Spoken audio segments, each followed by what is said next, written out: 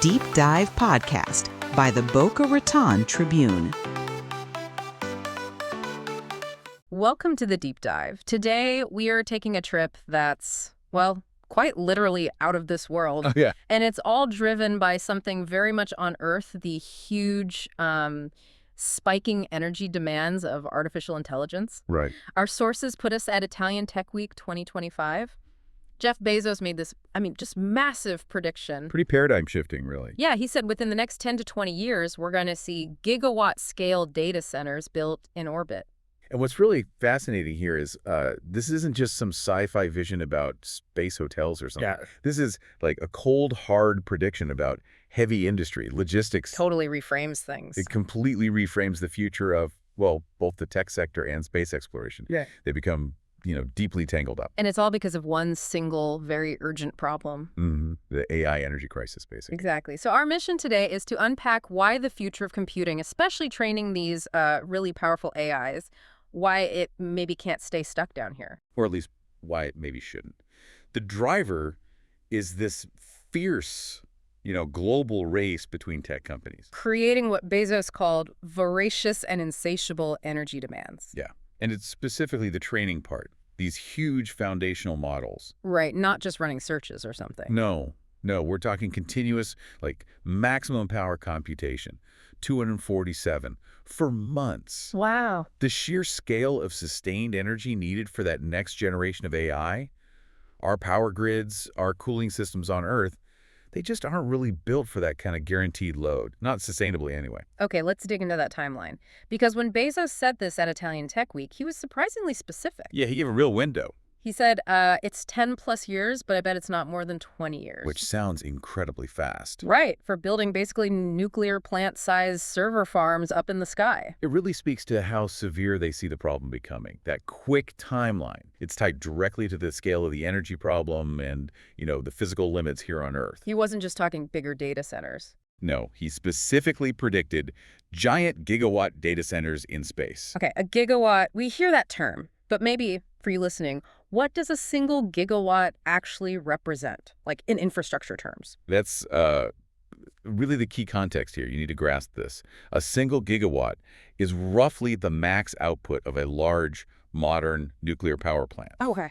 Or, a massive coal or natural gas plant. And compared to data centers today? Well, today's biggest hyperscale centers might run in the, say, 100 to 150 megawatt range. Right, so a fraction. Exactly. Bezos is talking about facilities needing maybe 10 times that amount of energy. Yeah. Continuously. That really paints a picture of how huge this operation is meant to be. Is it just scaling up what we have now, or is it a whole new category of industry? I think it's the latter. It's a new category. If you try to build one of these gigawatt centers on Earth, think about the hurdles. The land, for starters. Securing the land, yeah.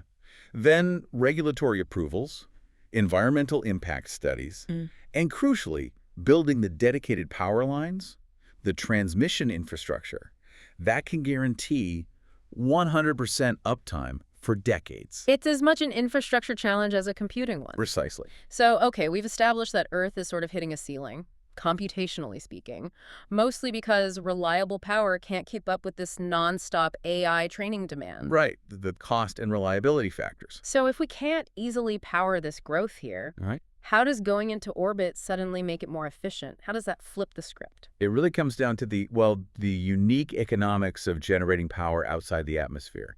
Space has these two huge inherent advantages. Things that ground-based solar just can't match. Exactly. The first one seems obvious, right? Continuous power. Absolutely. That's the big one. If you're in the right orbit, your solar arrays are just soaking up energy 24/7. No night cycle? No night cycle, no atmosphere getting in the way. You just harvest sunlight constantly, max efficiency, around the clock. And the second advantage ties into that atmospheric interference. Down here, you've got clouds, seasons, rain. Weather. Yeah, all sorts of things that block or reduce the solar energy reaching the panels. But in orbit. You've got perfect clarity. Bezos said, no clouds, no rain, no weather. He argued these huge training clusters would be better built in space. Yeah. Precisely because that solar power is totally unhindered. And for AI training, that stability is critical, isn't it? Hugely critical. It's not like, the lights flickering in your office. If the power dips or cuts out during a massive training run, You could lose weeks. Months. You could ruin months of computation. So if your goal is absolute nonstop maximum power input, space is just fundamentally a better place for energy generation. Okay, now here's where it gets really interesting for me, because this isn't just about like technical elegance or sustainability. It's about the money. The economics. Bezos made this really bold claim. He said that within, a couple of decades, orbital data centers could actually beat the cost of terrestrial data centers. That is the absolute key point, the potential tipping point.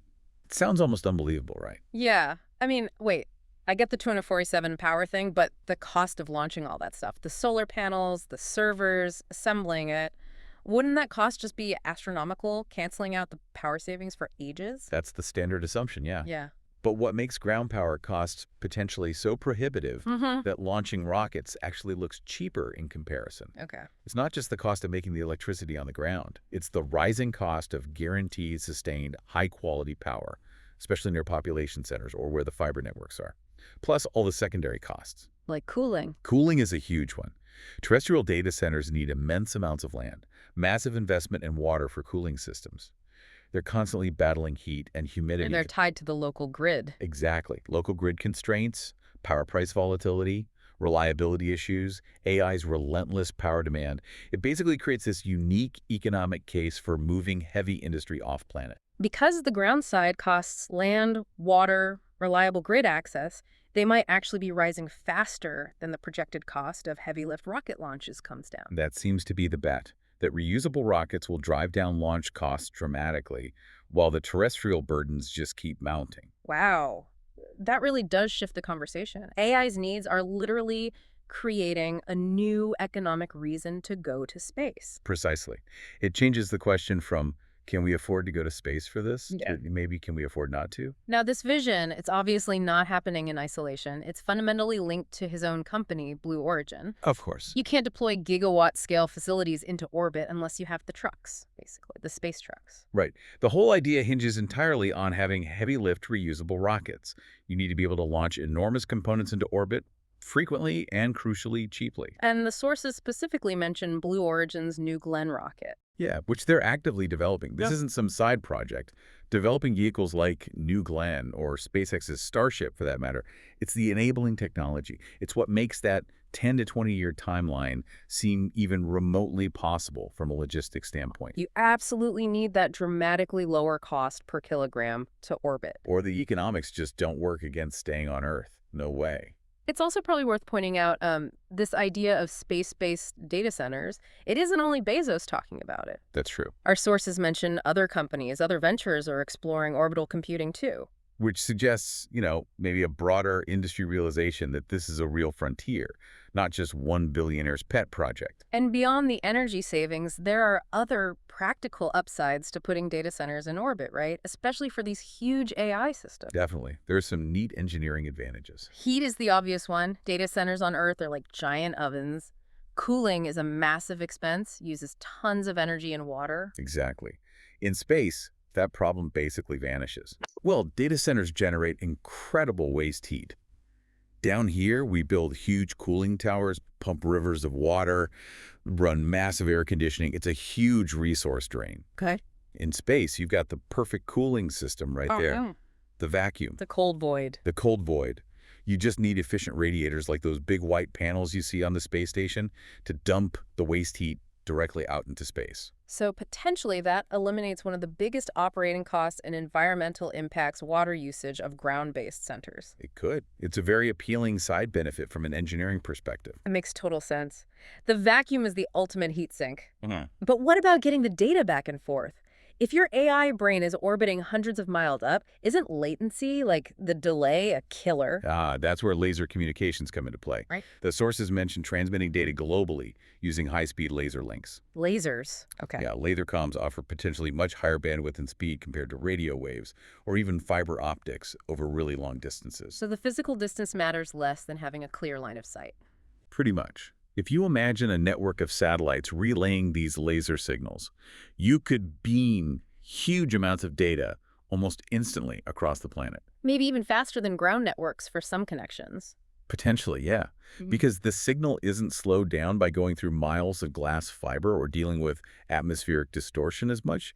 You could have this ultra-high-speed connection directly to the world's most powerful computing clusters. Okay, so let's try and synthesize this for the listener. What's the main takeaway here? It seems like AI's incredible appetite for power is basically forcing the next giant leap for heavy industry. That's a good way to put it. We're seriously looking at moving server farms, the actual physical backbone of the digital world, into orbit, solar-powered, vacuum-cooled orbit. This prediction, if it holds true, it really does fundamentally change the landscape, doesn't it? For industry, for energy, potentially for generations. Absolutely. It reframes space exploration. It's not just about science or, planting flags anymore.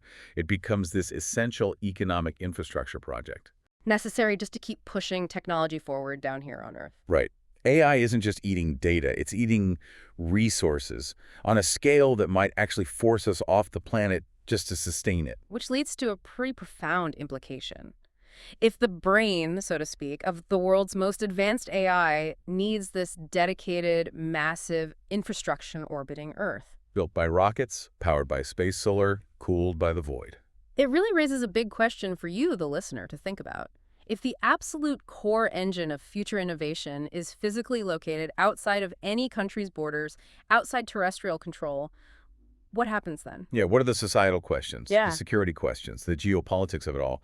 Who actually controls the next generation of global intelligence when it's floating overhead? Who owns the sky when the critical infrastructure for, well, everything economy, science, maybe even defense is up there? And, what happens if something goes wrong up there? A solar flare, space debris, or even a conflict that targets that orbital infrastructure, especially if we become dependent on it. That's the challenge and maybe the opportunity that we're apparently going to be facing within that window Bezos gave us. The next 10 to 20 years. It's not that far away.